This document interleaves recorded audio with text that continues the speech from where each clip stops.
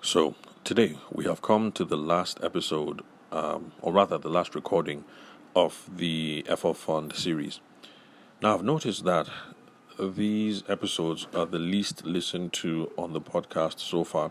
So, my assumption is I guess I wasn't able to hit a balance and maybe it struck a sour note.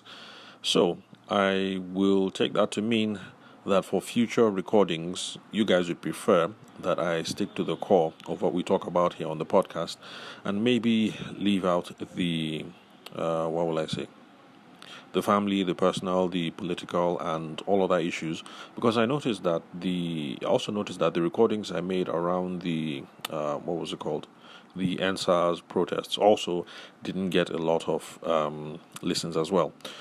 However, for the future, whenever I do make an episode and any of you think that it strays beyond the focus of the podcast or you have any other feedback that you want to give, I'd like to point out that you have some feedback tools that you can use right at your disposal.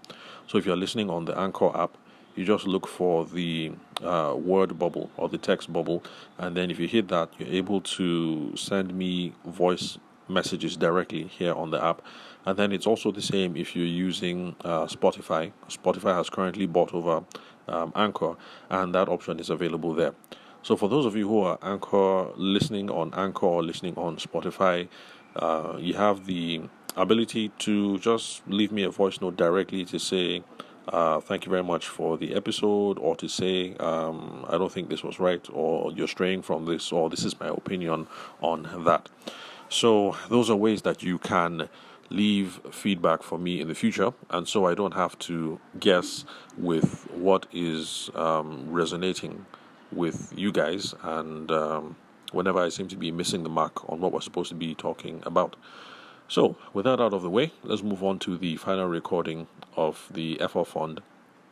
And the final question, or rather the final answer that I found in this female forum on why you need to have an FL Fund is because it gives you the ability to say no. And the idea is if you have contingency rations, if you have an FL fund, and if you have something to cater for emergencies, then it means that you're not going to be hampered with economic choices or personal choices because you have options and because you have resources. And so, if you look at it that way, finally, it is a good idea for a woman to have an FL fund so that you are not hampered in the choices that you have to make because you have options. And one reason why I think this is really important is because it ties into the central gospel that I have been preaching on the podcast for a while. And that is that money is a tool and money gives options. And that's one of the reasons why I don't like it when people get twisted and start talking about money won't buy you happiness, money won't do you this, money won't do you that. And I think that those are conversations beyond what the role of money is in the first place. All money is there to do is money is there to build stuff and to give you options. And so long as you acquire money with that intent, everything is fine. And so when it comes to building love or building happiness or building fulfillment, you will now look to other avenues to get those needs met, because all money does is it fulfills options. So another sales corollary is that in traditional sales circles, we're taught that if you have a full pipeline and full opportunities, it means that you're going to have less stress.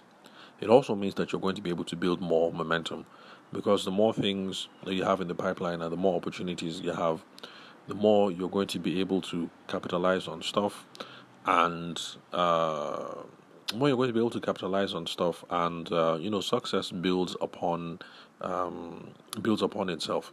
So if you're able to do good stuff today, you're able to compound on those results tomorrow and the day after and next year, and it's just how things work. So so that's it pretty much. FL Fund gives you the ability to say no. You have more economic choices, more personal choices, and the lessons that we can learn from the sales angle is that we should always have a full pipeline, because if we have a full pipeline and we have lots of opportunities, we're not going to be hampered by what our business partners think, or hampered by the choices that our customers make, because we always have things coming down the pipeline, and we have opportunity and we have security. So to sign off on this episode, I'd like to say it's a shame that I still want to point out that I think it's a shame that we have to be having conversations like this as a society and as families. So we should do our best to cure our families, because I'm not advocating for the breakdown of the family unit. I would prefer that families were to remain together, especially since I'm a product of these sorts of messed up situations. So I would really prefer that all families were together, all families were united, and that we didn't have to talk about these sorts of things.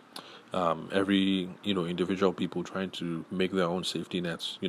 Fathers having a secret stash, or moms having a secret stash, or daughters feeling like they're not adequately secure or provided for, or sons thinking that we need to break away so that we can establish our own legacy, because where we are currently, it feels like it's overbearing and stuff like that.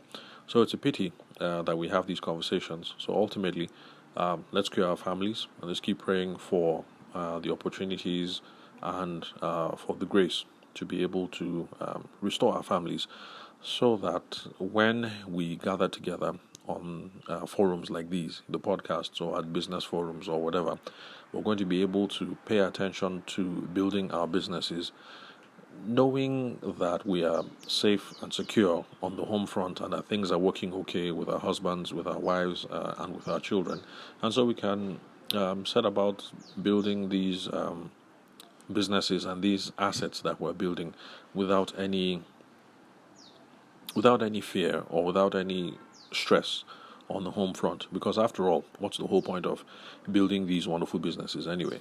We build these wonderful businesses because we're trying to create assets that not only empower us and enliven us, but also give a sense of fulfillment and opportunity and achievement to our loved ones as well, because our wives share in our successes, our husbands share in our successes, and our children will share in our successes as well. So that's my prayer for us all, especially as we've headed into this new year in 2022. And thank you very much, guys, again for listening. I'll catch you at the next recording. I'm your host, Abuja-based sales consultant and event media professional, Tavishima Ayede. Thank you very much for your time and attention. See you guys at the next recording.